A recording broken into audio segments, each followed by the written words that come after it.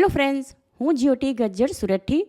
આજે હું તમારી સાથે સુરતમાં સારોલી નજીક કુંભારિયા ગામના ફેમસ બટાકાવડા ઘરે કેવી રીતે બનાવવા એની રેસીપી શેર કરીશ. ચટણી વગર, લીંબુનો રસ, કાપેલા કાંદા અને તળેલા મરચાં સાથે ખવાતા આ બટાકાવડા ખાવામાં બહુ જ ટેસ્ટી એવા લાગે. તો ચાલો આ મજેદાર રેસીપી શરૂ કરીએ. બટાકાવડાનું સ્ટફિંગ બનાવવા માટે મેં અહીં 9 આવા મીડિયમ સાઇઝના વજનમાં જોઈએ તો આશરે 800 ગ્રામ જેટલા બટાકા લઈને બાફી લીધા. હવે એની ઉપરની છાલ હટાવી દઈશું. સ્ટફિંગમાં નાખવા માટે 1 કપ જેટલી ઝીણી કાપેલી કોથમીર અને આશરે 1/4 કપ જેટલું ઝીણું કાપેલું લીલું લસણ લીધું. લીલા લસણની આગળ કળીવાળો ભાગ હોય એને કાપીને આમાં અલગ રાખ્યો છે. મસાલો વાટીએ એમાં સાથે વાટી લઈશું. સાથે 10થી 12 કળી સૂકું લસણ અને 10 નંગ તીખા લીલા મરચાં લીધા. આ બધું વાટીને એનો મસાલો કરીશું. સ્ટફિંગમાં નાખવા માટે 1 ટેબલસ્પૂન ભરીને સફેદ તલ, 2 ટીસ્પૂન આખું જીરું અને 2 ટેબલસ્પૂન દળેલી ખાંડ લીધી, જે તમે તમારા ટેસ્ટ પ્રમાણે પ્લસ માઇનસ કરી શકો છો. હવે મસાલો વાટવા માટે મરચાં કાપીને એની નાની કટકી કરી લઈએ. ત્યાર પછી આ બધું એક નાની સાઇઝના મિક્સર જારમાં લઈને પાણી ઉમેર્યા વગર વાટી લઈશું. મસાલો રેડી છે અને બાફેલા બટાકાની છાલ ઉતારીને એક પરાતમાં લઈ લીધા. હવે એ જ પરાતમાં સાઈડમાં કાપેલી કોથમીર અને લીલું લસણ લઈશું. સ્વાદ પ્રમાણે એમાં 1 પ્લસ બીજી અડધી એમ ટોટલ 1.5 ટીસ્પૂન મીઠું ઉમેરીશું. હવે એમાં એક પછી એક આખું જીરું, સફેદ તલ, દળેલી ખાંડ, 1/3 ટીસ્પૂન હળદર અને મિક્સર જારમાં રેડી કરેલો મસાલો ઉમેરીશું. હવે આ બધું સારી રીતે મિક્સ કરી લઈએ.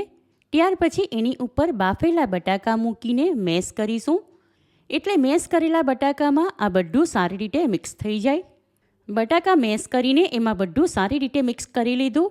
ત્યાર પછી સ્ટફિંગ ટેસ્ટ કર્યું તો એમાં સ્વાદ પ્રમાણે મીઠું ઓછું હતું. એ અડધી ટીસ્પૂન જેટલું આમાં ઉમેરીને મિક્સ કરી લીધું. હવે બટાકાવડા બનાવવા માટે સ્ટફિંગ રેડી છે તો એમાંથી ગોળા કરી લઈએ. તમારે નાની કે મોટી જે સાઇઝના બટાકાવડા બનાવવા હોય એ સાઇઝના સ્ટફિંગના ગોળા કરવા. હું અહીં આવા મોટી સાઇઝના ગોળા બનાવું છું, એટલે બટાકાવડા પણ એ પ્રમાણે મોટી સાઇઝના બનાવી શકાય. હવે બાકીના સ્ટફિંગમાંથી પણ આવા ગોળા કરી લઈએ. બટાકાવડાના બહારના પડ માટે બેસનનું ખીરું બનાવીશું. એના માટે એક વાસણમાં 2 કપ બેસન ચાળી લીધું. એમાં 1/2 ટીસ્પૂન હિંગ, 1/2 ટીસ્પૂન હળદર, સ્વાદ પ્રમાણે 1 પ્લસ બીજી પા એમ ટોટલ 1/4 ટીસ્પૂન જેટલું મીઠું, 1/2 ટીસ્પૂન જેટલો બેકિંગ સોડા એટલે કે ખાવાનો મીઠો સોડા અને 1 ટેબલસ્પૂન જેટલી ઝીણી કાપેલી કોથમીર ઉમેરીશું. મસાલો વાટ્યો એ મિક્સર જારમાં અડધો કપ જેટલું પાણી લઈને હલાવી લીધું હતું, એ આમાં ઉમેરીશું. બટાકાવડાનું બહારનું પડ ખાવામાં ફીકું ન લાગે એ માટે એમાં અડધી ટીસ્પૂન લાલ મરચું ઉમેરીશું. હવે બીજું 1 કપ પાણી લીધું છે, એ આમાં થોડું થોડું ઉમેરીને બેસનમાંથી પહેલાં સ્મૂથ પેસ્ટ બનાવી લઈએ. બહારનું પડ ખાવામાં ક્રિસ્પી લાગે એ માટે આમાં 2 ટેબલસ્પૂન ચોખાનો લોટ ચાળીને ઉમેરીશું. ચોખાનો લોટ ખીરું સાથે મિક્સ કરી લીધા પછી જરૂર પ્રમાણે એમાં બીજું પાણી ઉમેરીને મિક્સ કરીશું. ખીરું તૈયાર છે અને મિક્સર જારમાં હલાવેલું પાણી ઉપરાંત બીજું 1 કપ લીધું હતું, એમાંથી પા ભાગનું બચી ગયું.